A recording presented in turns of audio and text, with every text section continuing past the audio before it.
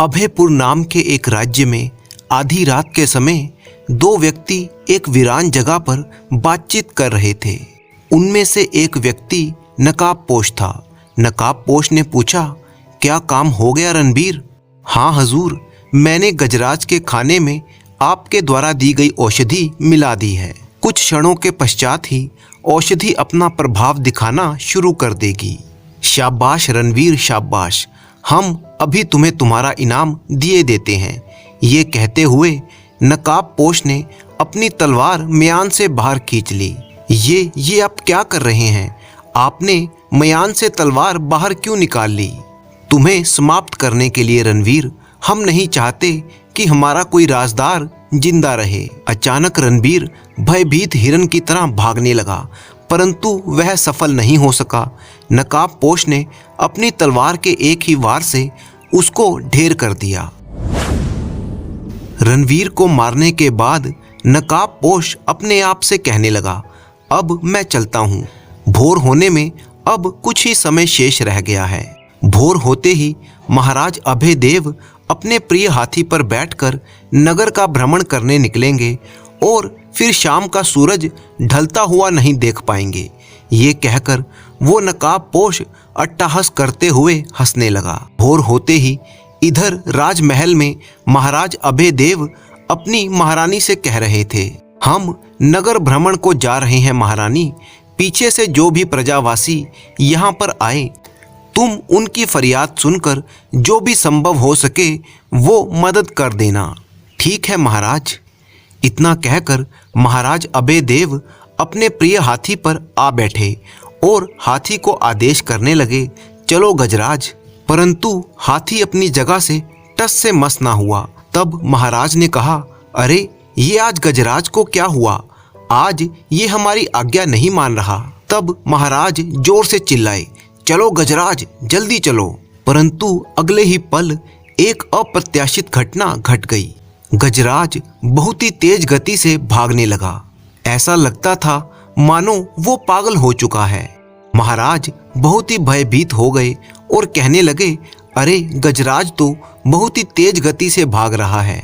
इससे पहले कि महाराज संभल पाते, वो अपना संतुलन खो बैठे और हाथी से नीचे आ गिरे। नीचे गिरते ही हाथी ने उन्हें अपने पांव से कुचलने का प्रयास किया, परंतु तभी जैसे चमत्कार हो गया। एक युवक जो घोड़े पर सवार था वो हाथी के सामने आ डटा और हाथी को ललकार कर बोला, चलो दूर हटो। क्रोधित हाथी घुड़सवार की तरफ बढ़ने लगा। वो युवक बहुत ही बहादुर था। वह घोड़े से नीचे उतर गया और उसने अपना भाला संभाला। अब वो हाथी युवक की तरफ लपक रहा था। ये सारा दृश्य घायल महाराज अपनी आंखों से देख रहे थे। युवक ने उस भाले को तीर की भांति हाथी की तरफ उछाल दिया और सनसनाता हुआ वो भाला हाथी के सिर में जाकर घुस गया। उसी क्षण हाथी की मृत्यु हो गई। घायल महाराज उठे और युवक से कहने लगे, आश्चर्य है युवक, तुमने गजराज को मार डाला। क्षमा करें महाराज, अगर मैं इस हाथी को नहीं मारता तो ये आपको मार देता। शाबाश युवक, तुमने इस मस्त हाथी को मारकर हमारे प्राण बचाए हैं। हम इस बात के लिए तुम्हारे बहुत ही ऋणी हैं। ऐसी कोई बात नहीं है महाराज, ये तो मेरा कर्तव्य था। अगले दिन महाराज ने उस युवक को अपने दरबार में हाजिर किया और भरी सभा में उसकी प्रशंसा करने लगे और कहने लगे, हमारे प्राण बचाने के लिए पुरस्कार स्वरूप तुम हमसे जो भी मांगोगे हम बिना सोचे विचारे तुम्हें दे देंगे। युवक ने कहा, क्षमा करें महाराज, मुझे कुछ नहीं चाहिए, परंतु फिर भी आप मुझे कुछ देना ही चाहते हैं तो आप मुझे अपने राज दरबार में कोई छोटी मोटी नौकरी दिलवा दीजिए, जिससे मेरे साथ मेरी माँ और बहन का भी जीवन आराम से कट सके। हम तुमसे बहुत ही प्रसन्न है युवक, तुम्हें आज से ही अपना विशेष अंगरक्षक नियुक्त करते हैं। धन्यवाद महाराज। हमें अपना परिचय दो युवक। मेरा नाम गौतम सैन है महाराज। मैं आपके राज्य के ही एक छोटे से गांव सोनपुर में अपनी माँ और बहन के साथ रहता हूँ। मैं काम की तलाश में इस नगर में आया था। तुम आज ही सोनपुर जाकर अपनी माँ और बहन को यहाँ पर ले आओ। आज से तुम राजमहल में ही रहोगे। तुम जाओ और अपनी माँ और बहन को लेकर शीघ्र ही वापस लौट आओ। जो आज्ञा महाराज, मैं आज ही सोनपुर को कूच कर जाता हूँ। दूसरी तरफ इसी राज्य के एक वीरान जंगल में वो नकाबपोश फिर से कुछ लोगों के साथ बात कर रहा था। नकाबपोश ने कहा, तो एक तुच्छ से युवक ने बीच में कूदकर हमारी योजना को असफल कर दिया। जी हाँ हजूर, उस युवक ने बड़ी ही वीरता पूर्वक लड़कर गजराज को मार डाला और महाराज को बचा लिया। कौन था वो युवक? नाम गौतम सैन है उसका। वह पास के ही गांव सोनपुर में अपनी माँ और बहन के साथ रहता है। जाओ और उसे खत्म कर दो। जो आज्ञा हजूर। इस गौतम सैन ने बीच में पड़कर सारा मामला चौपट कर दिया, वरना आज महाराज यमलोक पहुंच गए होते। इधर गौतम सैन सोनपुर की तरफ बढ़ रहा था। वह अपने घोड़े पर सवार तेज गति से चला जा रहा था। वह मन ही मन में सोच रहा था, मेरे तो भाग्य ही खुल गए। महाराज ने मुझे अच्छी सी नौकरी भी दे दी और राजमहल में रहने की जगह भी मिल गई। माँ और रूपा जब ये सुनेंगी तो बहुत ही खुश होंगी। मैं दोनों को लेकर कल ही वापस आ जाऊंगा। तभी एक सनसनाता हुआ तीर उस युवक के चेहरे के सामने से निकला और एक पेड़ में जा लगा। ऐसा प्रतीत होता था कि वो तीर उस युवक को ही निशाना बनाकर छोड़ा गया था, परंतु वो युवक बाल बाल बच गया। मैं बाल बाल बच गया, वरना ये तीर मेरी गर्दन में धंस जाता। लेकिन इस तीर को मुझ पर छोड़ने वाला हमलावर कौन है? अगले ही क्षण हथियारों के साथ कुछ लोग उस युवक को घेर लेते हैं और उस पर टूट पड़े, परंतु गौतम सैन बहुत ही वीर और बहादुर था। कुछ ही क्षणों में उसने सभी हमलावरों को मार गिराया, परंतु एक हमलावर उनमें से जिंदा था। गौतम सैन ने उसे पकड़ लिया और बोला, बोल, किसके आदेश पर तुम मुझे मारना चाहते थे? वो हमलावर बोला, मुझे छोड़ दो, मैं तुम्हें सब कुछ बता दूंगा। तभी फिर से एक सनसनाता हुआ तीर आया और उसी क्षण उस हमलावर की मौत हो गई।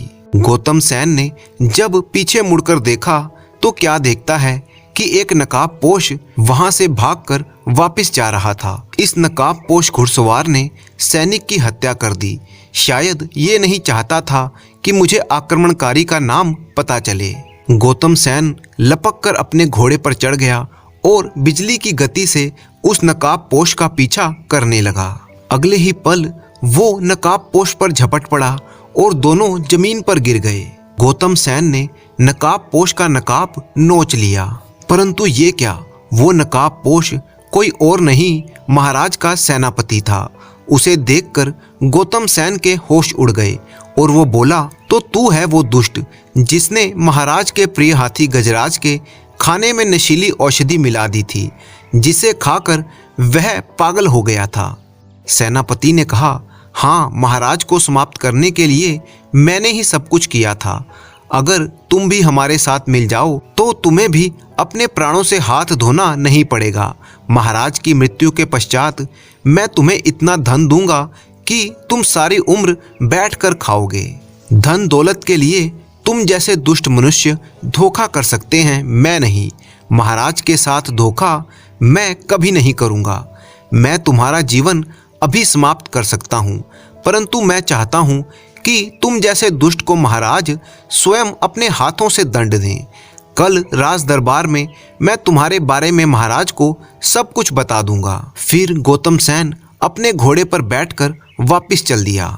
पीछे सेनापति सोचने लगा, अगर ये महाराज के पास पहुंच गया और उनको सब कुछ बताने में सफल हो गया तो महाराज तुरंत मुझे मौत के घाट उतरवा देंगे। मुझे कुछ ऐसा करना चाहिए जिससे यह कल राज दरबार में अपना मुंह ना खोल सके। तभी सेनापति के मस्तिष्क में एक विचार बिजली की भांति कौंधा और वह सोचने लगा, हाँ, ये ठीक है, अब ये मेरे इशारे पर नाचेगा। और फिर सोचता हुआ सेनापति तेजी से वापस चल पड़ा। अगले दिन राज दरबार में सभी लोग उपस्थित थे। गौतम सैन भी उस समय राज दरबार में उपस्थित था और वह सोच रहा था, अब मुझे सेनापति के बारे में सब कुछ महाराज को बता देना चाहिए।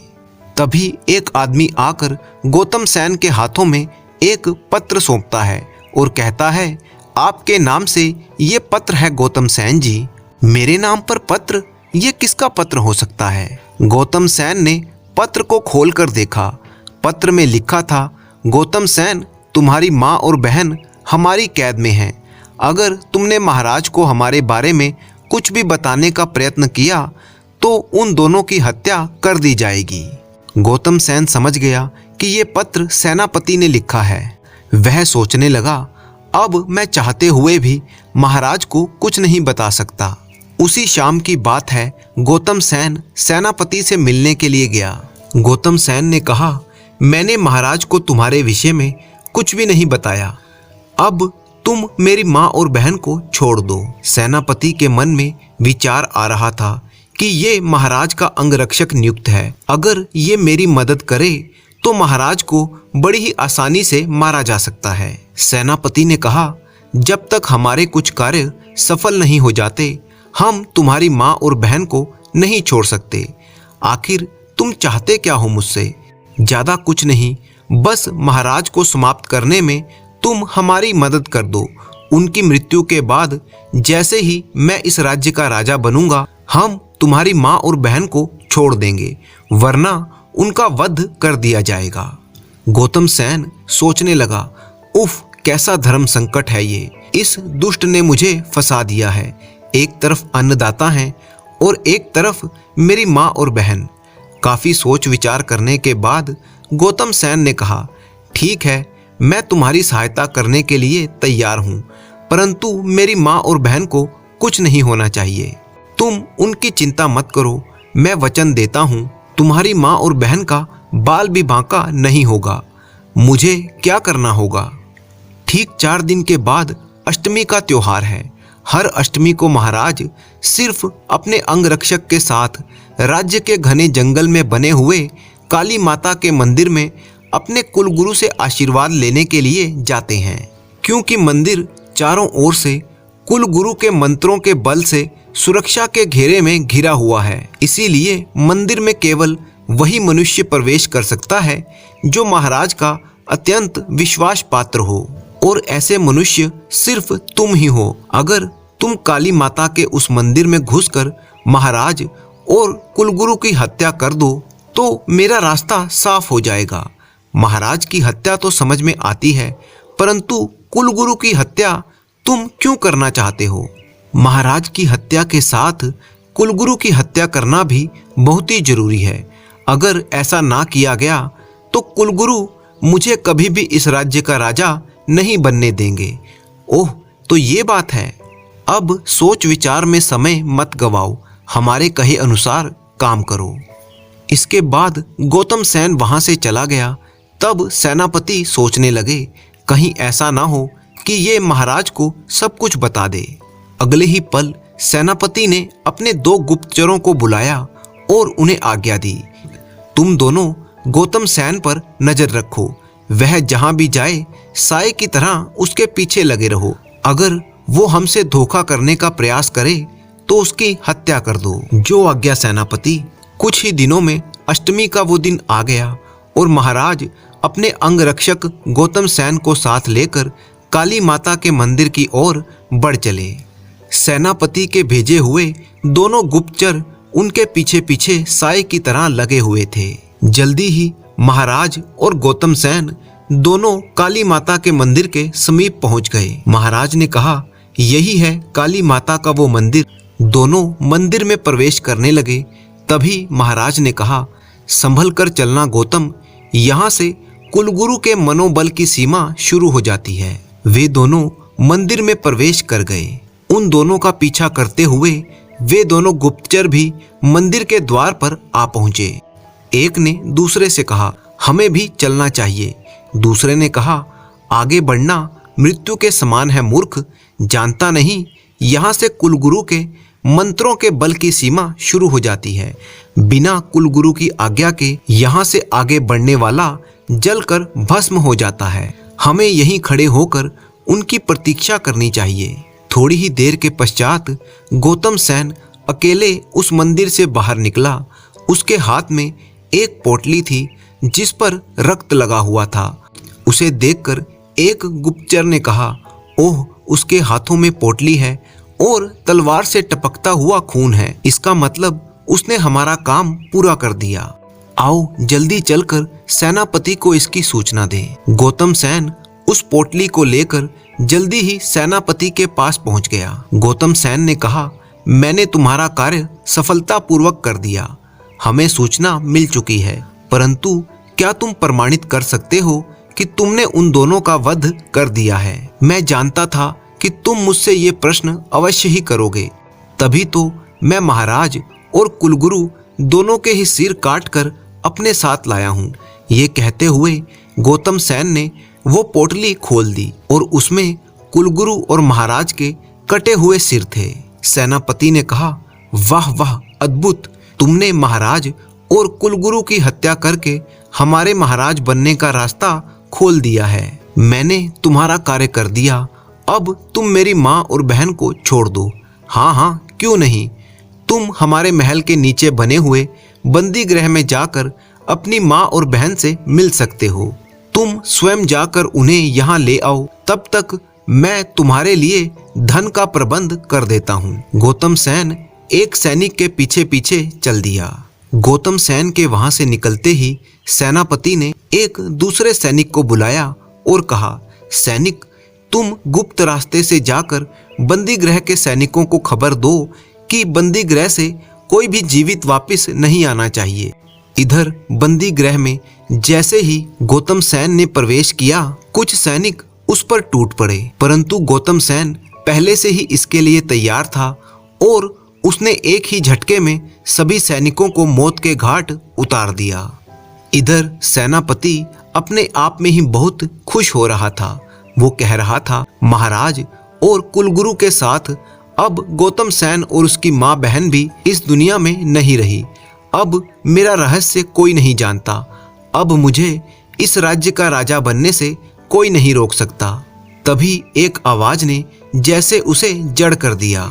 ये आवाज थी, तेरा ये सपना कभी पूरा नहीं हो सकता दुष्ट। सेनापति जैसे ही पलटा तो क्या देखता है कि गौतम सैन और उसकी माँ और बहन उसके साथ थी। गौतम सैन ने कहा, क्यों सेनापति, हम सबको जीवित देखकर तुम हैरान हो? तुमने तो हम सबको मरवा ही डाला था। जब तुम हमें देखकर इतना हैरान हो तो महाराज और कुलगुरु को जीवित देखकर तो तुम उछल ही पड़ोगे। क्या महाराज और कुलगुरु जीवित हैं? नहीं नहीं, ये असंभव है। मैंने उन दोनों के कटे हुए सिर अपनी आंखों से देखे हैं। तभी एक ध्वनि और आई, कभी कभी आंखें धोखा भी खा जाती हैं सेनापति। इस बार तो सेनापति सचमुच ही उछल पड़ा, क्योंकि उसके सामने महाराज और कुलगुरु उपस्थित थे। सेनापति बोला, आप जीवित हैं? फिर वह? महाराज ने कहा, तुमने जो देखा था वह कुलगुरु का फैलाया हुआ माया जाल था। जिस समय हमने गौतम सैन के साथ काली माता के मंदिर में प्रवेश किया तो गौतम सैन ने हमको सब कुछ बता दिया। तब हमने उससे पूछा कि तुमने इतनी महत्वपूर्ण बात हमें क्यों नहीं बताई। गौतम सैन ने तब मुझे ये बताया कि तुम्हारे कुछ गुप्तचर उस पर 24 घंटे नजर रखे हुए हैं। अगर वो मुझे कुछ भी बताता तो इसकी सूचना तुम्हें मिल जाती और तुम इसकी माँ और बहन का वध करवा देते। परंतु काली माता के मंदिर में उस समय कोई भी उपस्थित नहीं था और गौतम सैन ने बिना किसी डर के सारी बात हमें बता दी। तब कुलगुरु ने हमें इस समस्या का समाधान बताया और अपने मंत्रों की शक्ति से मेरा और अपना कटा हुआ सर एक पोटली में बांधकर गौतम सैन को दे दिया और साथ ही साथ उसे सावधान भी कर दिया कि तुम अवश्य ही छल करने की कोशिश करोगे। इसके आगे क्या हुआ तुम सब कुछ जानते ही हो। तुम खुद ही अपने जाल में फंस गए हो। ओह, तो गौतम सैन ने मेरे साथ छल किया। मैं अभी अपने सैनिकों को बुलाकर तुम सबको मौत के घाट उतरवा देता हूँ। तू अब अपने गद्दार साथियों के भ्रम में मत रह दुष्ट। तुम्हारे सारे साथी हमारे सैनिकों द्वारा गिरफ्तार किए जा चुके हैं और तुम्हारा महल चारों ओर से सैनिकों द्वारा घेर लिया गया है। ये सब सुनकर तुरंत सेनापति ने अपना रंग बदला और याचना करते हुए महाराज से क्षमा मांगने लगा। परंतु महाराज ने उससे कहा, तुझ जैसे गद्दार को इस राज्य में क्षमा नहीं, फांसी दी जाती है। और अगले ही दिन उस दुष्ट सेनापति को मौत के घाट उतार दिया गया। इसके बाद महाराज ने गौतम सैन से कहा, हमें गर्व है तुम जैसे वीरों पर।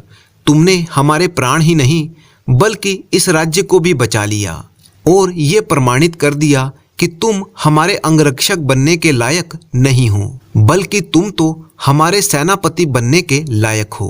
और फिर महाराज ने गौतम सैन को अपना सेनापति नियुक्त कर दिया। ऐसा बहादुर और ईमानदार सेनापति पाकर महाराज बहुत ही खुश थे और गौतम सैन भी अब अपनी माँ और बहन के साथ राजमहल में एक सुखी जिंदगी बिताने लगा।